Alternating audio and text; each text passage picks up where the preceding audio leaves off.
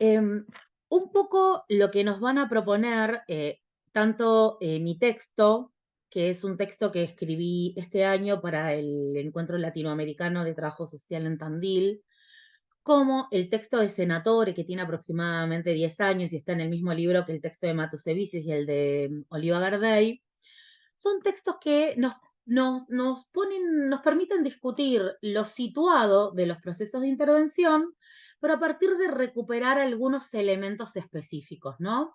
Entonces, mientras el texto de Senatore va a ser como una reflexión muy fuerte en torno a la familia y a los alcances que tiene la intervención en una institución como la familia, ¿no? En un complejo social como es la familia, en el marco de las lógicas de producción y reproducción social, va a empezar a plantear cómo se generan procesos de judicialización de la vida cotidiana familiar.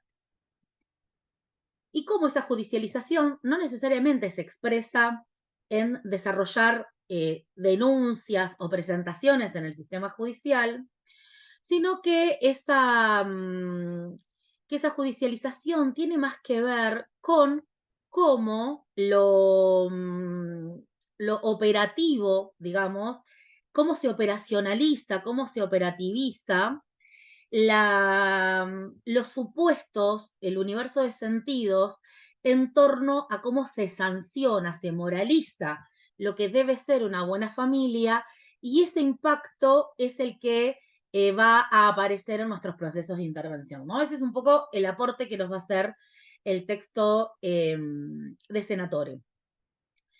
El texto de mi autoría es un texto que lo que hace es, es como más mi característica, ¿no?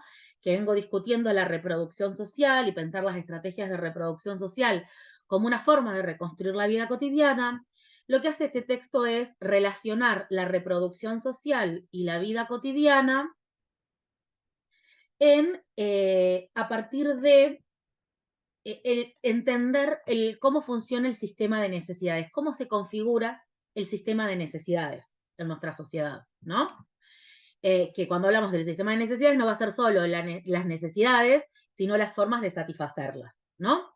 Entonces, a partir de leer en cómo se traza el sistema de necesidades en la sociabilidad capitalista patriarcal, el texto lo que va a plantear es cómo eso sienta las bases para generar una mirada sobre las necesidades y sobre las formas de satisfacción que sea privada, que sea individualizada, que sea familiarizada, que sea mercantilizada y por lo tanto y que sea feminizada, y eso a lo que nos va a llevar es a que estos trazos, estas características de la moralización de la vida social se traduzcan en nuestros procesos de intervención, ¿sí?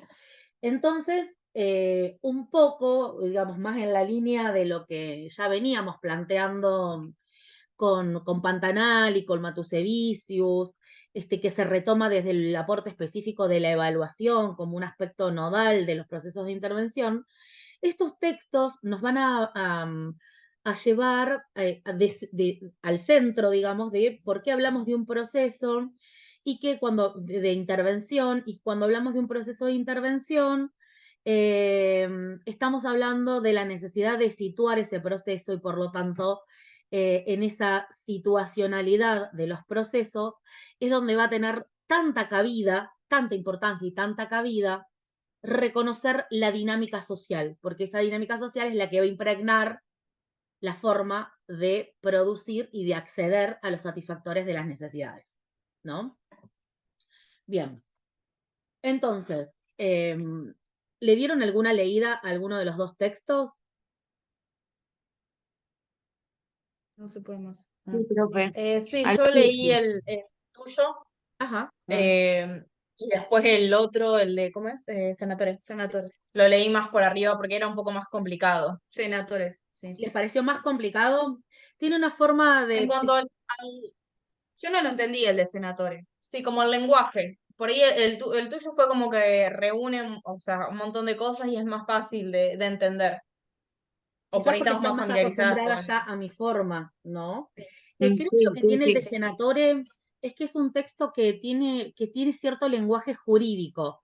Es una colega que Sí. se especializa en el área sociojurídica de la profesión, de hecho es una referente del área sociojurídica y viene discutiendo un conjunto de cuestiones en torno a la criminalización y la judicialización de las estrategias de reproducción de mujeres pobres, pero tiene como un lenguaje más jurídico y como que mezcla cuestiones jurídicas con cuestiones históricas y con cuestiones de la profesión. Y puede ser que ahí se hace más una ensalada. Vamos a tratar de desarmarlo un poco entonces para que les sea más inteligible y se queden con lo más prioritario del texto. Estos textos que estamos trabajando en esta última parte, ya con la poca energía que nos queda, ¿no? Son textos importantes porque son los textos con los que les vamos a pedir a ustedes que quienes lleguen a integrador reconstruyan el proceso desarrollado en el marco del transcurso del año. Entonces, vénganlos leyendo para que no les llegue el momento del integrador o de rendir el final, ¿no? Nosotros sugerimos que rindan los finales cuando tienen la materia fresca, porque es el eje más importante de toda la materia. Entonces, estamos como al final, estamos más cansadas, pero a la vez son los textos que nos permiten más a ir haciendo síntesis respecto de todo el proceso. Por eso les preguntaba si lo habían leído y dónde tenemos que empezar a desarmar los nudos de lo que no se entiende. Bueno.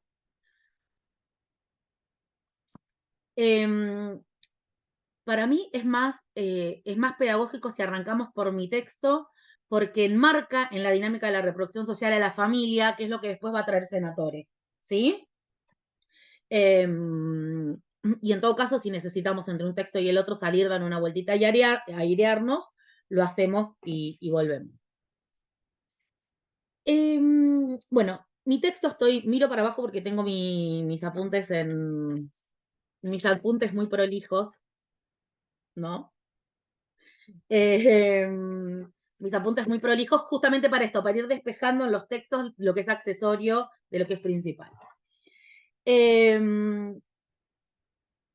Un primer elemento que nosotros tenemos que tener en cuenta y que plantea mi texto tiene que ver con esta idea del trabajo social situado, que no tiene que ver que tiene que ver con situar el trabajo social en las relaciones sociales y por lo tanto reconocer las cuestiones de clase, género, territorio y etnia, digamos, en la lógica de la producción y la reproducción social. Pero también el texto hace referencia a lo citado, a lo situado, perdón, no en esa clave de pensar la realidad como una totalidad, sino de pensar ontológicamente la realidad, ¿no? ¿Qué quiere decir pensar ontológicamente la realidad? Tiene que ver con esta idea de que es el propio movimiento de la realidad el que nos va a ir orientando, que nos va a ir orientando cómo conocerla, qué conocer, qué cosa aparece como emergente, y que eso se va a enfrentar con una idea de lo situado, que lo que hace es pensar que lo situado tiene que ver con la forma en la que yo conozco, ¿no? Hay una perspectiva muy amplia que tiene que ver con un autor que se llama de Sousa Santos, que habla de las epistemologías del sur, con una autora que se llama Haraway, que es la que habla del conocimiento situado, que lo que hace es poner el foco en, la, en los parámetros de conocimiento que tiene la persona que conoce, ¿no? Pone el foco en el investigador y no en el conjunto de actores, de actoras que forman parte de un entramado, ¿no? Es bien endogámico en ese sentido, es bien profesional céntrico, ¿no? Pero además, lo situado tiene otra variante, que es esta idea de lo situado que criticamos, tiene otra variante, que es una variante muy riesgosa y que está también muy en boga en nuestro ejercicio, en nuestra profesión, en nuestro país, pero también en otros países de Latinoamérica, que tiene que ver con esta idea de que tenemos que revalorizar los saberes y sentires en nuestros procesos de intervención y que por lo tanto, como yo me sienta como lo que a mí me despierte una situación, es como tengo que intervenir, deslegitimando todo el conocimiento teórico, todo el conocimiento científico respecto de cómo explicamos la vida social. ¿Se entiende lo que quiero decir? O más o menos. Es decir, esta idea de pensarlo situado desde la perspectiva hegemónica implica un proceso muy fuerte de desjerarquizar la profesión, porque pone el foco en cómo yo me siento en cada momento, y ahí aparece esta vertiente del trabajo social que recurre a las cuestiones holísticas, a aprender un saumerio en el marco de una entrevista, no, aún uno se ríen, pero digo, posta que esto suele pasar, está pasando bastante, pero más allá de eso, que puede ser una práctica, digo, la aromaterapia nos ayuda a sentirnos mejor o peor, esto está, lo podemos evidenciar en nuestro propio cuerpo también, tiene que ver con esta idea muy fuerte de que no necesitamos categorías teóricas para entender la situación sobre la que tenemos que intervenir. Es decir, es como propone volver al primer nivel de conocimiento que planteaba Guerra, ni siquiera la razón formal abstracta, antes de la razón formal abstracta, ¿sí? Al primer nivel de entendimiento. Esta idea, eh, eh, entonces, este texto lo que hace es discutir muy fuerte y criticar y pararse desde un lugar opuesto a esto y entenderlo situado en el marco de reconstruir las condiciones objetivas y subjetivas en las cuales se desarrolla la vida social. ¿Sí? Y eso quiere decir ontológicamente situado. No sé, les doy un ejemplo. Ustedes fueron con la idea a priori del centro de práctica de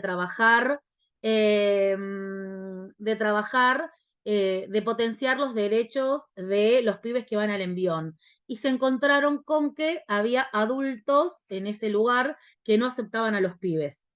Que no los aceptaban y a partir de indicadores concretos no los saludan, tienen que pasar por el costado, se dirigen a ellos de forma despectiva, piden algo y no les responden, digo, no sé, para traer algunos ejemplos que ustedes han traído en nuestros encuentros. Eso implicó, digamos, fue que el propio movimiento de la realidad se impuso y eso pasó a ser un eje vertebrador de cómo pensar sus propuestas de intervención.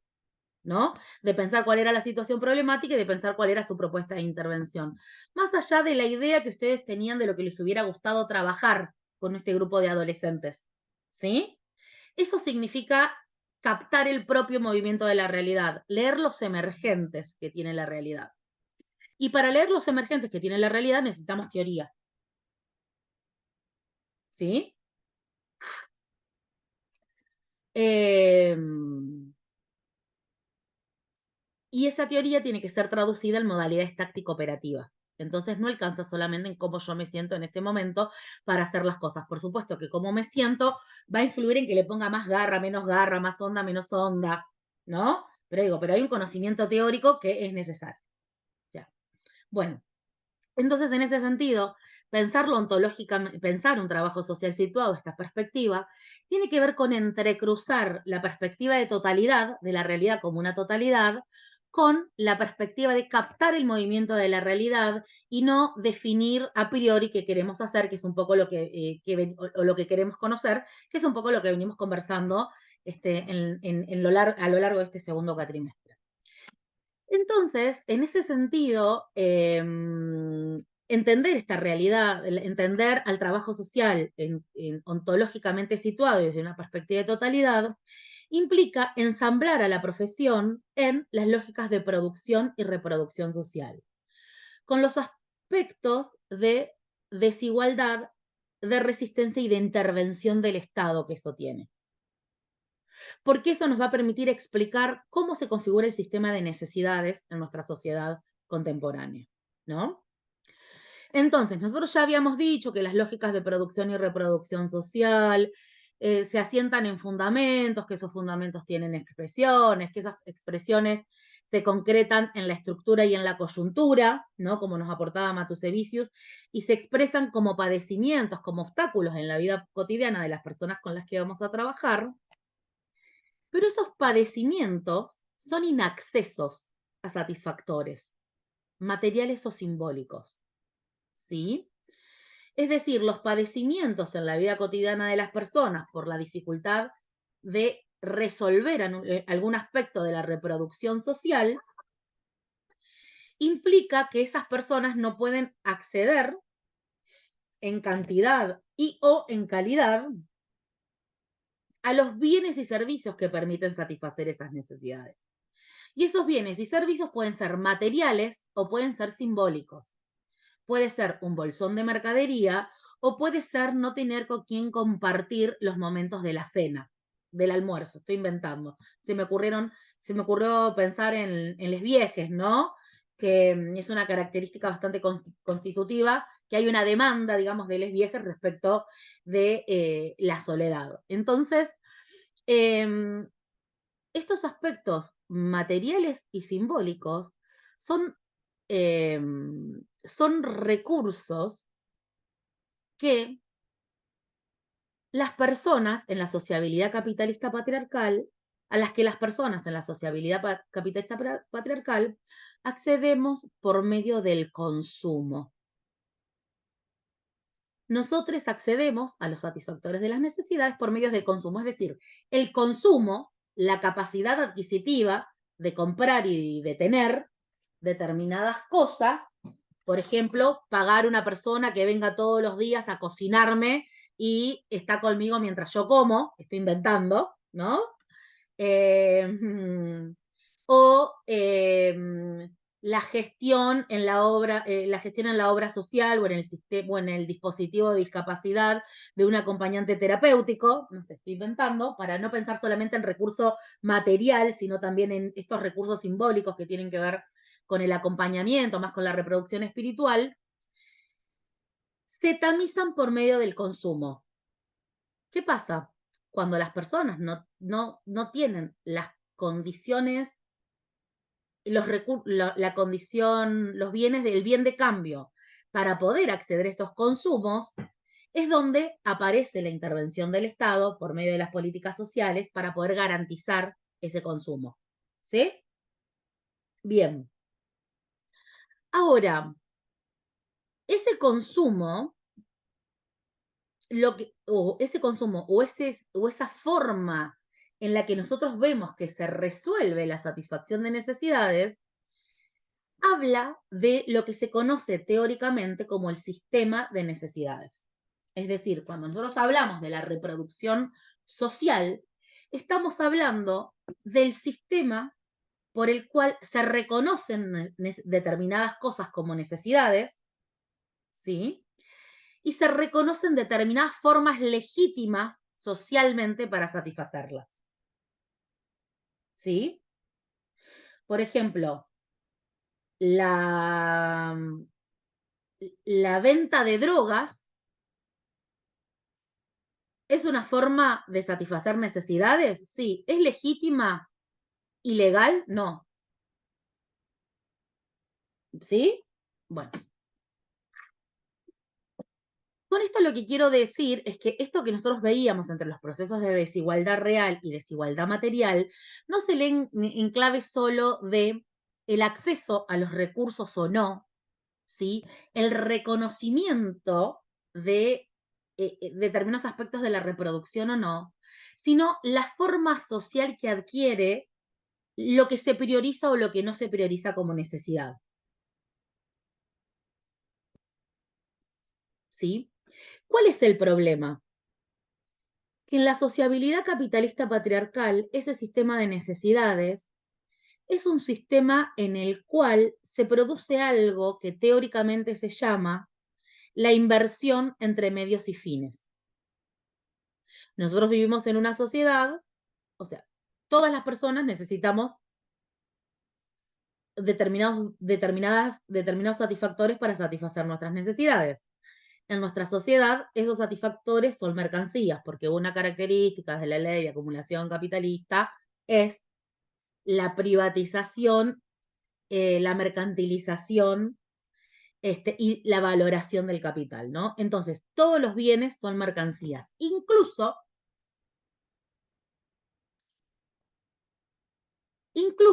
los bienes provistos por las políticas sociales, porque nosotros no pagamos los recursos de las políticas sociales, pero alguien los paga. ¿Sí? Bien. Si en algún momento se me corta o me escuchan mal, me avisan, porque de a ratos me dice que tengo la conexión inestable.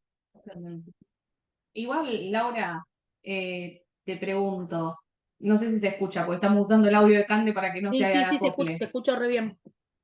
Bien, te pregunto, igual las políticas sociales, ¿no se supone que llegan a ser políticas sociales a través que el gobierno, el Estado con nuestros impuestos las implementa y bla, bla, bla, bla? Entonces sí sería o sea, las pagamos, entonces sí lo podemos considerar como una mercancía o no. Porque vos Exacto. dijiste como que por más que no las pagamos son mercancía igual, pero sí o no. No, está bien. Yo me refiero a que no las pagamos. El análisis que vos estás haciendo es correcto lo que Directamente. decís. Es correcto lo que Ah, decís. Pero en el análisis de la vida social ahora vamos a ir a eso, digamos. Porque justamente, ¿qué es lo que pasa? Adelantaste como 5 casilleros, ¿no? En lo que quiere decir, está muy bien lo que decís. No, no, no, no. Está muy bien lo que planteas. ¿Por qué? Porque por la opacidad de la vida social, ¿no? Por la inmediatez de la vida social, como no lo pagamos de forma inmediata, pareciera que no se paga. ¿Sí? bien. Entonces, claramente, por eso hay toda una recontradiscusión de que los bienes de las políticas sociales están mercantilizados. Hay un autor que se llama Klaus Offe, que capaz vieron en alguna materia de política social o en alguna materia de seguridad social, que habla de la desmercantilización, que lo que nosotros usamos en el marco de la política social está desmercantilizado. No está desmercantilizado, alguien lo paga. Y pagarlo implica reproducir parte de las necesidades y a la vez reproducir la lógica de valoración de capital, porque se le paga a las empresas que tienen la potestad, la organización financiera y la organización jurídica para poder ser proveedores del Estado. ¿Sí? Bueno, entonces, eso que ya lo vimos con Pastorini no lo vamos a volver, pero sí quiero traer esto, este elemento que nosotros podemos decir, bueno, no es directo, es indirecto, es porque estamos haciendo un ejercicio de superar la inmediatez con la que se nos presentan las necesidades y las formas de satisfacerlas. ¿Por qué? Porque en esta lógica de la producción y la reproducción social de la sociedad donde vivimos, lo que termina sucediendo por cómo se organiza la satisfacción de necesidades, es que la reproducción social, es decir, los intentos para garantizar la reproducción de la vida, es privatizado, acuérdense estas características, ahora las explicamos, es privatizado, es mercantilizado, es individualizado, es Y alienado. familiarizado. Sí. ¿Paz dijiste algo? Sí, que alienado también, profe. Que es alienado, exactamente. Entonces, ¿en qué consiste, vamos uno por uno, en qué consiste porque esto se va a presentar en la forma en la que luego se traducen determinados lineamientos de intervención del Estado e intervención profesional? Digamos, ¿por qué el sistema de necesidades es privatizado? El sistema de necesidades es privatizado porque nosotros tenemos una organización societal en la cual las personas no andan sueltas por la vida, están agrupadas, están nucleadas en grupitos. Esos grupitos se llaman familia, ¿sí? Esa familia, nosotros ya estudiamos cómo la familia patriarcal es absolutamente funcional a la lógica de la valorización del capital. Lo vimos con Federici, lo vimos con Arruza, lo vimos de vuelta con Federici, lo vimos con Frasco, bueno, lo fuimos trabajando. Entonces, ¿por qué es privatizado? Porque es una privatización familiarizada. ¿Por qué? Porque es la familia la que se define socialmente como la responsable del cuidado y la satisfacción de las necesidades de las personas que la integran. ¿Sí? Entonces, cuando un pibe tiene un problema crónico que no ha sido trabajado, cuando un pibe deja de ir a la escuela, la culpa es de la familia. ¿Sí? Que ese pibe no vaya a la escuela está expresando, nosotros le decimos, está expresando la vulneración de un derecho, pero la vulneración de un derecho es el reconocimiento jurídico de que hay que satisfacer determinada necesidad. ¿Me siguen en el razonamiento o más o menos? Sí, sí. No, yo me perdí. Bien, sí, ahí vamos. Nosotros tenemos un sistema de configuración de las necesidades que por la lógica que tiene, es privatizado. ¿Por qué es privatizado? Porque no se resuelve comunitariamente la satisfacción de necesidades, no se resuelve socialmente, no se resuelve estatalmente, se resuelve a partir de los principios de mercantilización, propiedad privada y valorización del capital. ¿Sí? En nuestra sociedad, esa propiedad privada de las relaciones interpersonales se hace por medio de la familia. ¿Sí?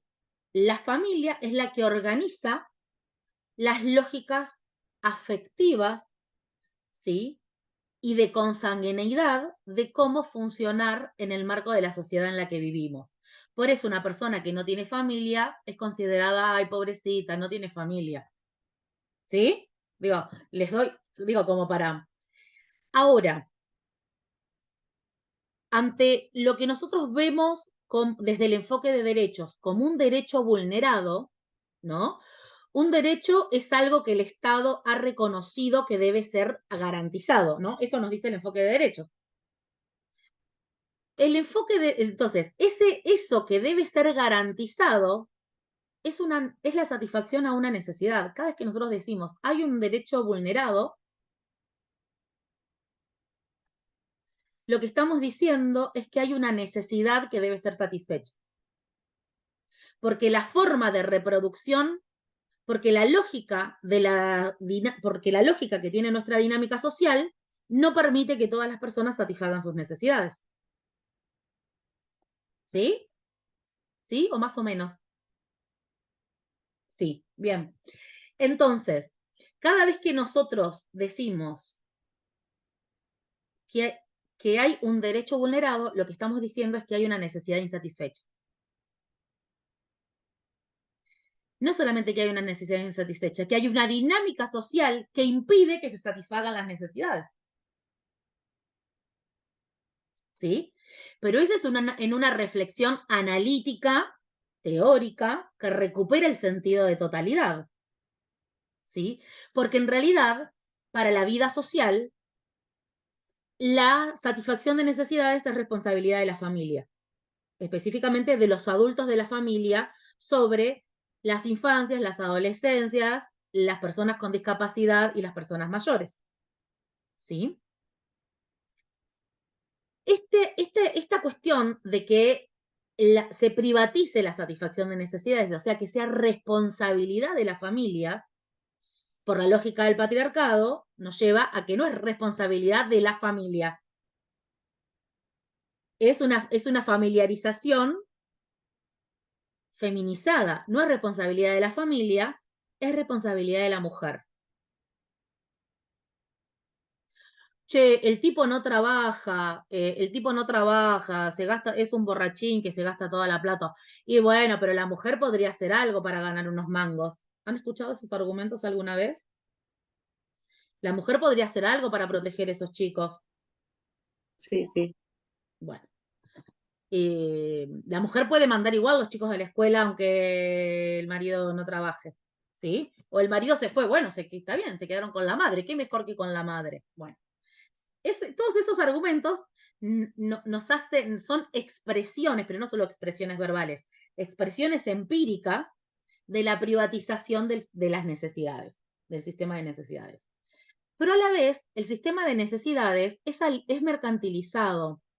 Es mercantilizado por estos argumentos que acabamos de dar, porque todos los satisfactores a las necesidades se producen en el mercado capitalista. Y los que no se producen en el mercado capitalista se producen en mercados alternativos, pero que exijan algún tipo de intercambio. Digo, en un trueque tampoco es gratis. No media el dinero como billete, pero media fuerza de trabajo puesta al servicio de lograr algo para obtener otra cosa. Entonces, por otro lado, el sistema de necesidades es mercantilizado por esto que estamos, por cómo se configura la lógica de la sociabilidad capitalista y por cómo se configura el sistema estatal de atención de necesidades en este registro que aportaba recién Candela, ¿sí? En relación a las políticas sociales. Pero además, el tercer elemento, la tercera característica que tiene el sistema de necesidades es que es alienado. ¿Qué significa que es alienado? Que detrás de la obtención de un satisfactor a una necesidad, nosotros no estamos identificando el proceso de explotación que existe, de explotación y de opresión que existe. Por ejemplo, cuando yo voy al supermercado o al almacén del barrio o al chino, no sé, bueno, cuando voy a algún lado a comprar un paquete de yerba, agarro la yerba y lo pago, yo no hago la reconstrucción analítica de cómo explotan a los yerbateros en los campos de yerba y los niños que trabajan ahí y cómo se intoxican con los, qué sé yo, con los productos que le ponen.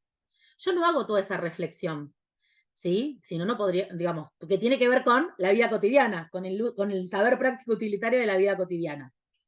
Entonces, esta alienación lo que hace es que se invisibilizan las relaciones sociales que hay de atrás de los satisfactores a las necesidades.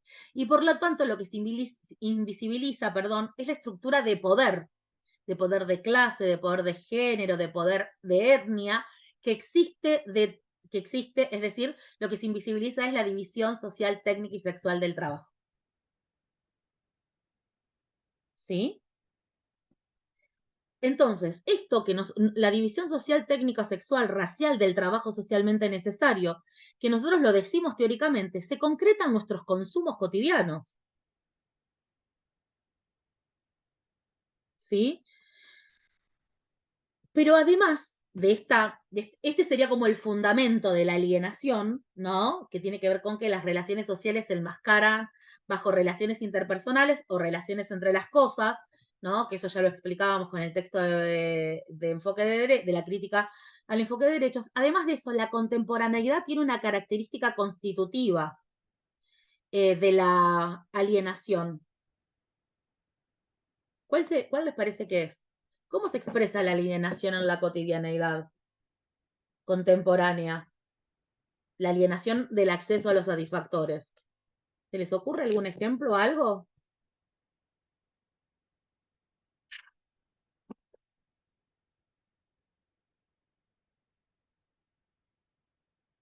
Les doy un ejemplo ahora que habían empezado los días de calor. Se acercan los primeros días de calor. ¡Ay, no tengo ningún par de sandalias! ¡Ay, me voy a tener que comprar un par de sandalias porque me quedé sin nada! ¿Qué pará? ¿Se te rompieron todos en marzo cuando empezaba el frío? No. Hay un sistema de alienación de las necesidades que está fagocitado por el consumismo, ¿sí? Entonces, el consumismo es la expresión contemporánea de la alienación de las necesidades, que nos da la sensación que nunca tenemos suficientes bienes satisfactores a determinadas necesidades. Nunca tengo la campera exacta que necesito para cada momento, nunca tengo, no sé, no sé, nunca tengo el bolsito necesario para cada momento, ¿sí? Esto, el consumismo como un aspecto, como una expresión contemporánea de la alienación del sistema de necesidades, es algo que no solamente, es algo que le pasa al conjunto de la población, también a la población con la que trabajamos. Entonces resulta que nos encontramos con que una persona viene a pedir la gestión de la tarjeta alimentaria y tiene unas uñas esculpidas divinas. Y nosotros decimos, che, ¿tenés plata para comprar para las uñas y no tenés plata para comprar el bolsón de mercaderías? Sí, correcto. Porque la estética de las uñas, de las cejas, de la depilación definitiva, es una estética que atraviesa patriarcalmente al conjunto de mujeres e identidades feminizadas, sobre todo, de nuestra sociabilidad. ¿Me explico con lo que quiero decir? Y traigo este ejemplo porque es un ejemplo que nos va a configurar en nuestros procesos de intervención. ¿Sí? Cuando tenemos una persona con con un botox en el pelo, pero que nos dice que no tiene para comer. Y a nosotros se nos empiezan a disparar argumentos, che, tiene el botox hecho y mira, el pibito tiene la zapatilla rota. Esto es un ejemplo de la alienación y de la privatización del sistema de necesidades. Estamos culpando a la familia y estamos no reconociendo la exacerbación, la fagocitación del consumo, como una lógica de inclusión, de sensación de inclusión en la población. ¿Sí? ¿Me siguen hasta acá? Bueno, ¿qué tiene que ver todo esto con el trabajo social? A partir de estas características que tiene el sistema de necesidades, es que nosotros podemos identificar que la reproducción social es privatizada, es decir, que se aloja la responsabilidad de la satisfacción de necesidades en la familia, es individualizada porque se pone el acento en los niveles diferenciales del esfuerzo individual de las personas que integran una familia y, eh, y esta privatización, que nosotros ya dijimos que era familiarizada y feminizada, lo que hace, y sobre todo en la contemporaneidad, a partir del principio de corresponsabilidad, es privatizar aún más el sistema de necesidades. Porque por el principio de corresponsabilidad, el Estado no es el principal responsable, el responsable somos todos. O sea, con el principio de corresponsabilidad, que nosotros lo usamos mayormente para la vulneración de derechos en las infancias, pero el principio de corresponsabilidad aparece con la nueva ley de salud mental, aparece con la situación de los consumos problemáticos, aparece con las cuestiones de las violencias de género, de géneros hacia mujeres e identidades de la diversidad, ¿no? Aparece con relación a las infancias, digamos, hay en un montón de problemáticas donde aparece la idea de la corresponsabilidad, de esta cuestión de el andamiaje comunitario para resolver cuestiones, esa idea de corresponsabilidad es la posibilidad de legitimar la privatización de las necesidades. Todos somos responsables, ¿no?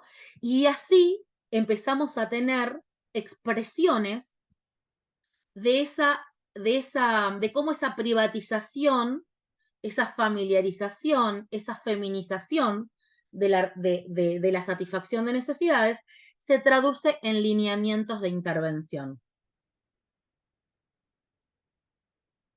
¿Sí? ¿Y por qué? Porque empiezan a aparecer los postulados de lo que está bien y lo que está mal. Un lineamiento de intervención que privatiza la reproducción, ¿no? Y que además lo hace judicializándolo, que sería el aporte que nos va a hacer el texto de Senatore, es, por ejemplo, cuando tenemos orientadores u orientadoras de los equipos de las escuelas que hacen las denuncias en los servicios locales porque los pibitos no van a la escuela. Ese es un ejemplo de judicialización de la vida cotidiana. Pero la judicialización de la vida cotidiana es resultado de que la responsabilidad está puesta en la familia. Entonces, lo que hago como lineamiento de intervención, además de hacer la denuncia, ¿no? en esta orientación de intervención, además de hacer la denuncia, lo que hago es empezar a trabajar para que los adultos se hagan responsables de sus hijos. ¿Sí? Con la idea de que no saben cuidar, de que no pueden cuidar, ¿no? Entonces, ahí vuelvo en la responsabilidad del cuidado a la familia. No estamos diciendo que los chicos no tengan que ir a la escuela y que no haya que trabajar con los adultos con los que viven para que esto suceda. Lo que estamos diciendo es que cuando esto se hace como única estrategia de intervención, lo que estamos haciendo es familiarizar la intervención, pensar intervenciones familiarizadas. ¿Y por qué sucede esto? Sucede esto porque con las características... Yo no entendí algo. Sí, No entendí cómo el principio de corresponsabilidad legitimaría la... Ay, no me acuerdo cómo era que habías dicho. la responsabilización, la familiarización. Sí, Bien, ¿qué dice el principio de corresponsabilidad? que todos somos responsables de la situación. Ajá. ¿Y quién es el principal responsable de la situación, del bienestar de las infancias?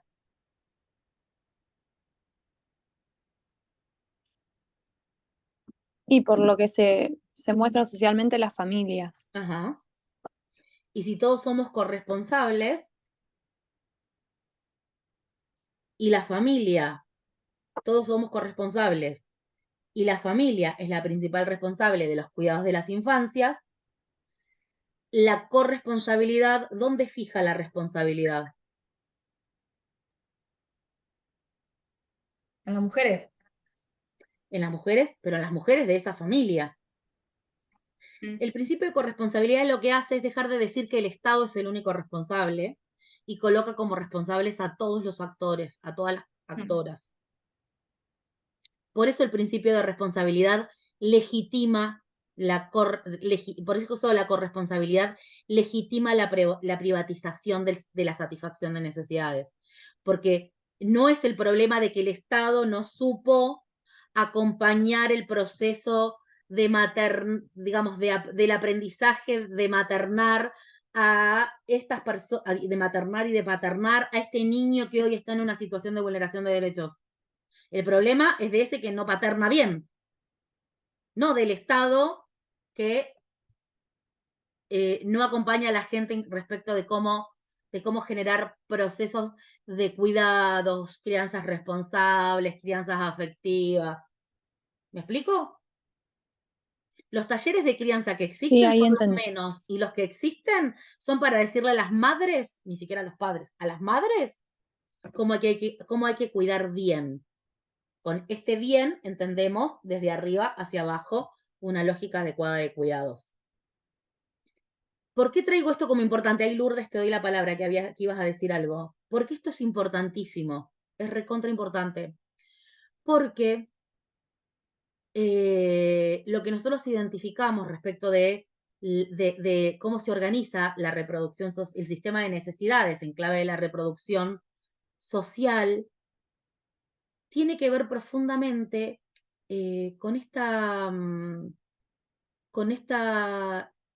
eh, con esta sensación de que las personas están historizadas, digamos, ¿no?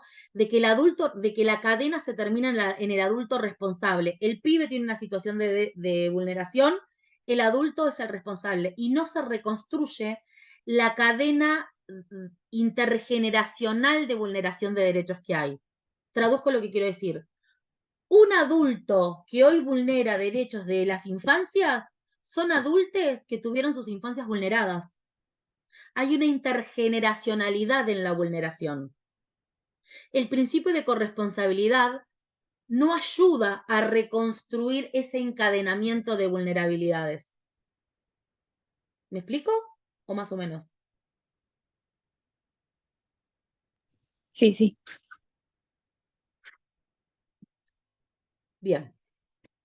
Entonces, lo que no quiere decir que no tengamos que tener en cuenta que prioritariamente hay que atender el bienestar del los pibis y después de cómo acompañamos a esos adultos en otras formas de criar. Porque esos adultos tienen que sanar formas en las que han sido criados. ¿Me explico? Y cuando digo tienen que sanar, no necesariamente me estoy refiriendo a hacer terapia, sino a poder procesar un montón de situaciones que los han convertido en niños maltratados durante sus infancias. Lo que no justifica la violencia que perpetren, pero sí es un error cortar acá y no reconstruir el encadenamiento analítico, como nos decía Topalov. Y esto se traduce profundamente en las intervenciones. Y además tenemos otra cosa que es re heavy, digamos, que tiene que ver con que la necesidad tiene un aspecto individual, o sea, las necesidades las necesidades y las formas de su satisfacción son sociales, pero se expresan individualmente. Cuando una persona plantea una demanda, lo que está planteando es una necesidad que no está resuelta. Pero además, socialmente está instalado que la necesidad queda fijada en la dimensión individual. Y al quedarse fijada en la dimensión individual, se asemeja, por la superficialidad de la vida social, se asemeja al gusto, a la preferencia. que objetivamente existe. Les doy un ejemplo. Ante la necesidad de sed, yo tengo una preferencia de satisfacción de esa sed. Si yo digo tengo sed, ¿qué se te ocurre? Candela, si tenés sed, ¿qué se te ocurre tomar? ¿Cuál es tu preferencia cuando tenés sed? Agua. ¿Y vos, Julieta, cuál es tu preferencia cuando tenés sed? Sprite. Coca dijo aquello. Bueno, ahora, eso es situacional, porque si es un sábado a la noche y me da sed y hace calorcito, no quiero tomar agua. Quiero tomar cerveza. Una birra. Claro, ni siquiera es una cerveza, ¿no? Es una birra. ¿Por qué entonces? Hay algo que tiene que ver con el gusto y la preferencia, pero el gusto y la preferencia es social.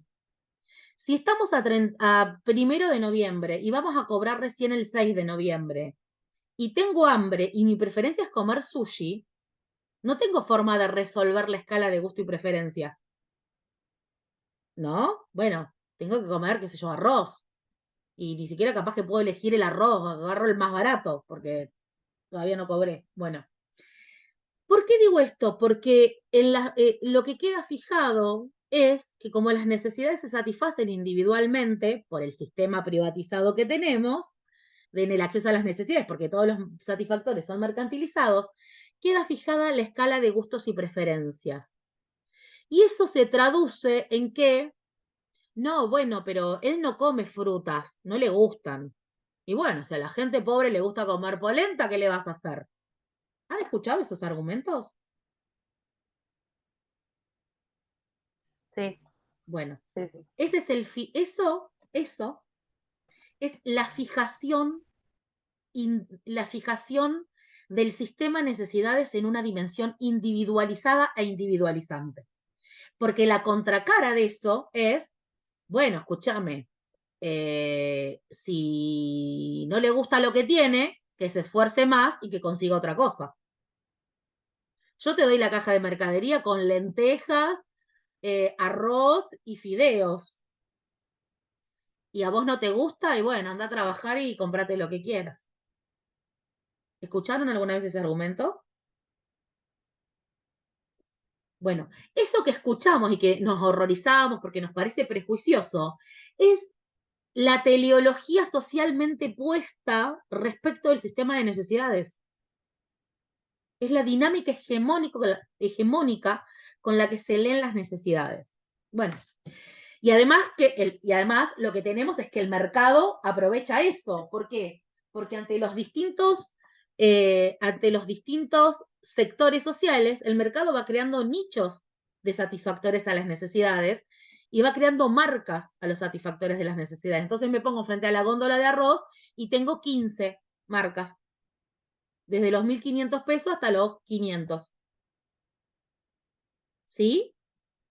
Pero el sistema de necesidades lo que pone es que, y bueno, viste, la gente pobre prefiere más el arroz blandito, no el arroz duro. Por mis hijes que he escuchado esa afirmación de colegas que trabajan en áreas de asistencia alimentaria. A los pobres les gusta comer más con cuchara. Y sí, sí, todo lo que comen en la vida por la asistencia, los programas de asistencia alimentaria, los comedores, no sé qué, son guisos, tucos, estofados, y sí, comen más con cuchara. ¿Sí? Digo, por argumentos que no son Profe, comunes y sí, ibas a decir algo, Paz. yo escuché mucho el argumento de la mandarina como fruta vinculada a una fruta de pobres. Eso lo escuché muchísimas veces. En el trabajo hablo. Cómo La mandarina relacionar es la una fruta de mandarina, el olor a la pobres. Ujú. mandarina. Claro, sí. Como que no comen otra, comen esa sola. Y a los pobres les gusta más la mandarina. Bueno, y así podríamos dar millones de ejemplos. Millones. Entonces, ¿por qué esto es importante? Porque nos permite problematizar incluso la lógica con la que se configuran los recursos de la política pública.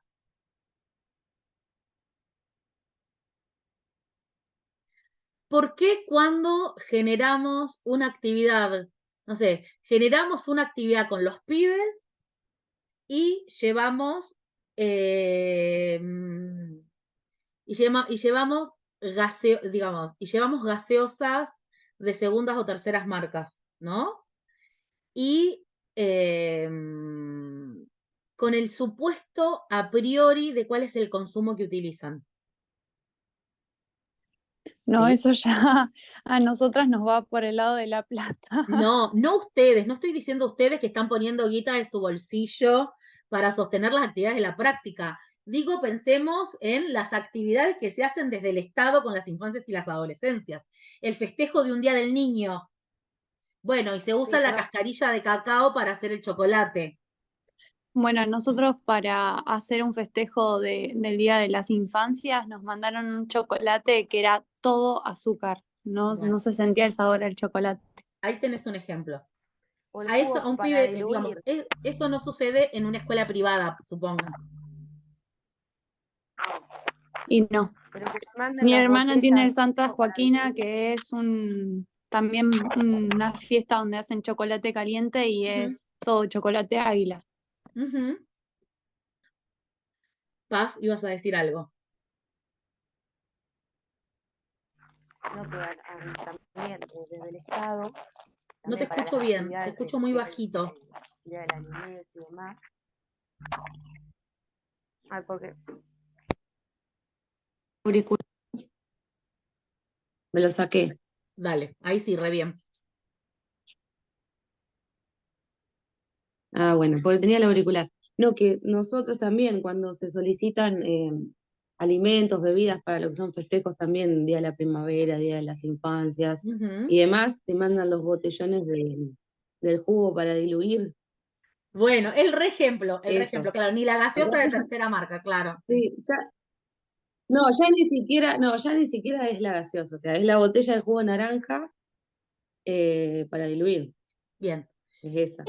Este presupuesto, digamos, este presupuesto de qué consumo Otra, le corresponde a qué sector social. Ay, perdón, Candela, dale, dale. Que nosotras, cuando vamos, que están desayunando los chicos, son como las galletitas de diversión o las Terrabuzi, ponele, pero no son ni Terrabuzi ni diversión. O sea, Claro. son marcas, no sabes, Pirulo. Ujú. Y vos las veis y vos decís, y el dulce de leche también. Bueno, todo, la mermelada. o el mismo quieren café y nunca tienen café, siempre le mandan té, mate cocido. Claro. Y café le mandan una vez cada. Bueno, estos ejemplos que estamos dando tienen que ver con la tensión que se da. Es algo que dice el texto y se habla de la contradicción de estatus entre la mercantilización y la reproducción, ¿no? Es, al estar los bienes mercantilizados, digamos, cuando los provee el Estado como forma de abaratar los costos, digamos, se prevén se prevén productos, bienes y servicios que son de menor calidad o que se presuponen en principio de menor calidad por la cuestión del marketing y la marca, y eso se tensiona con la lógica de una reproducción ampliada, igualitaria para todos. ¿Sí?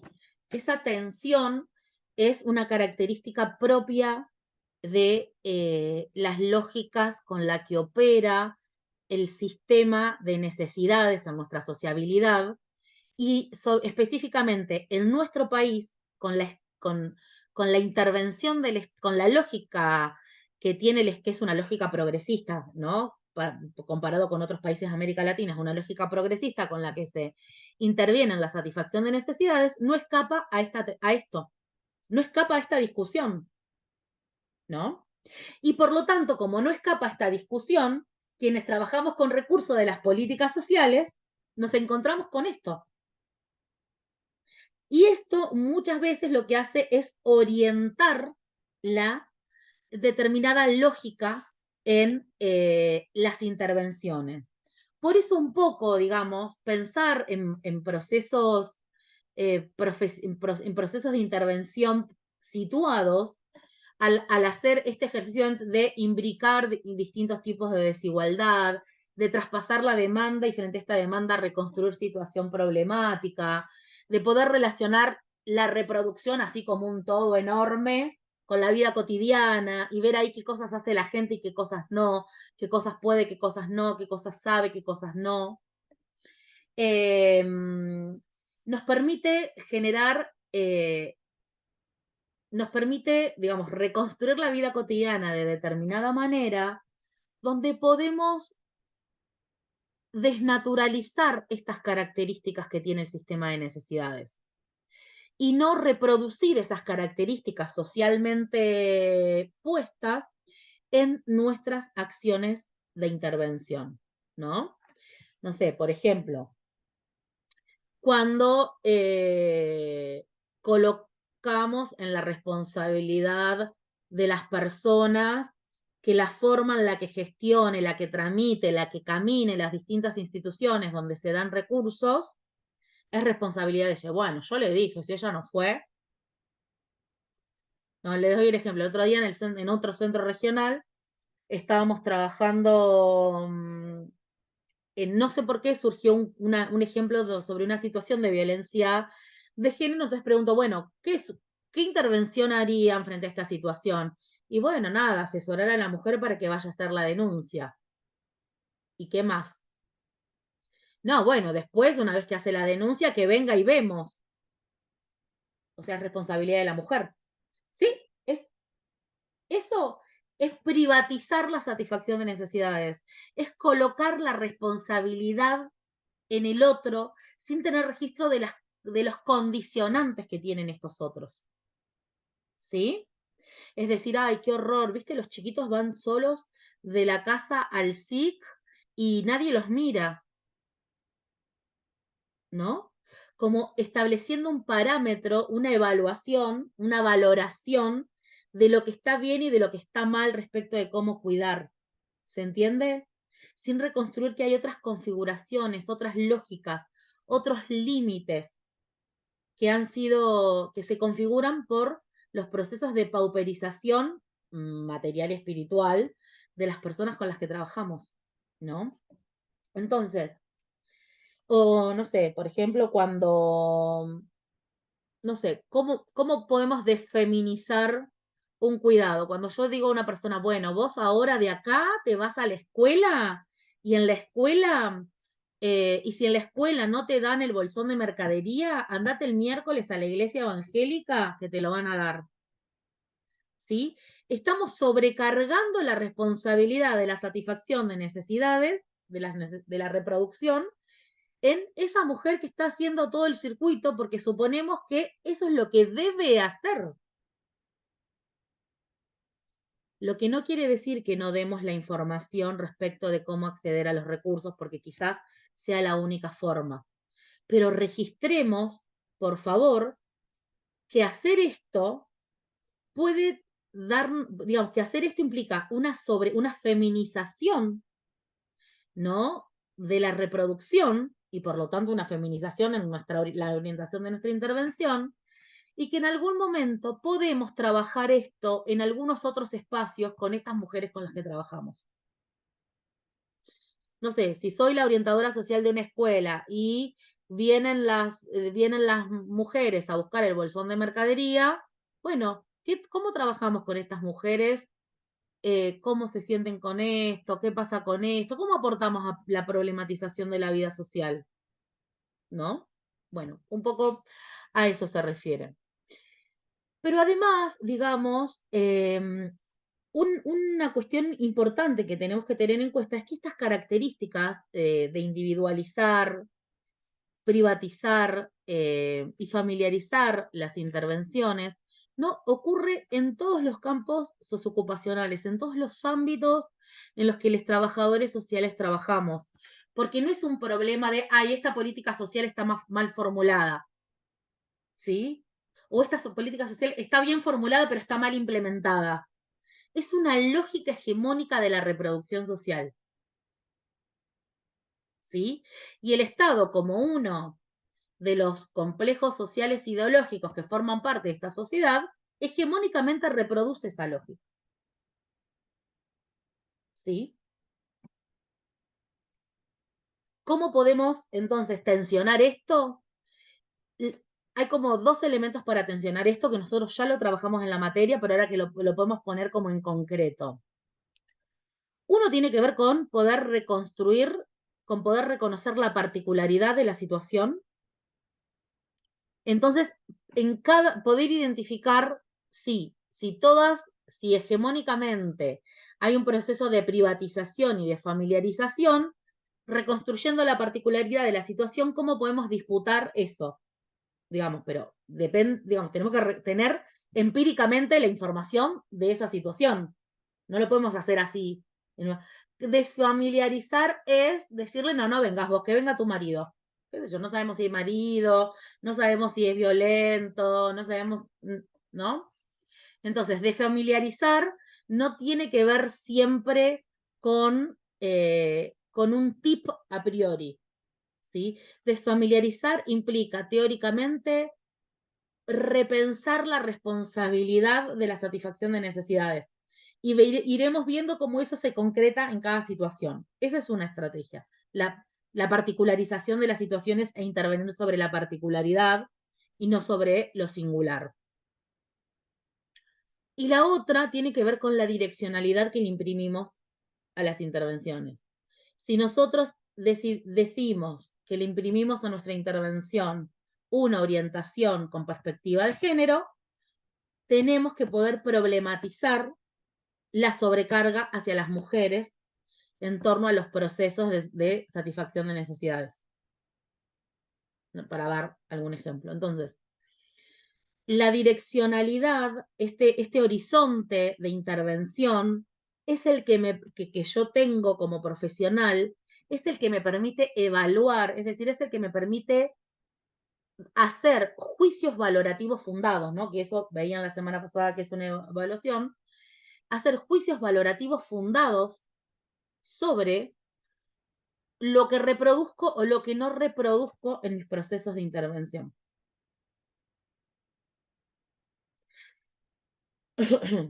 ¿Alguna pregunta con esto?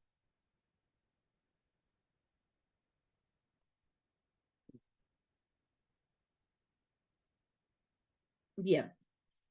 Bueno. ¿Necesitan que hagamos un cortecito o vamos con el texto de Senatore?